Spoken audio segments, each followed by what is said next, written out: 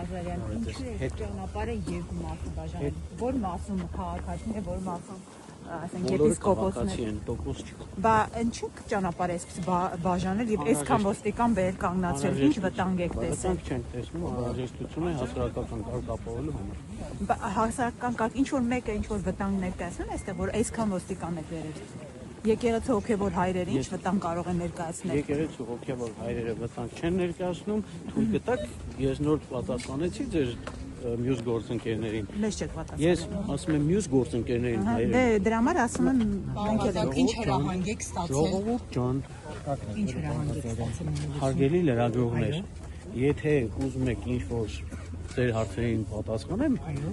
թույլ տվեք վերջացնեմ, մոտենամ ձեր բոլոր հարցերին պատասխանեմ։ Ինչ եք վերջացնեք պարոն Ղազարյան, ուզում ենք հասկանանք, որտեղ ըստեյության ՆԳՆ-ն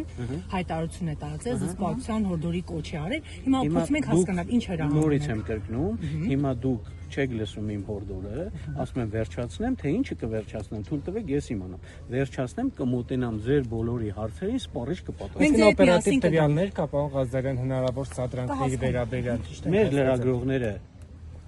ամենայն հարգանքով կլսեն ինչ եմ խոսում։ Վերջացնեմ, հիմա եթե մենք անընդհատ խոսենք, դառնում է, որ ես ուղղակի ձեզ հորդորեցի, բայց փոխադարձ հարգանք չկա։ Վերջացնեմ, հարգելիս, վերջացնեմ, բոլորի հարցերին կպատասխանեմ։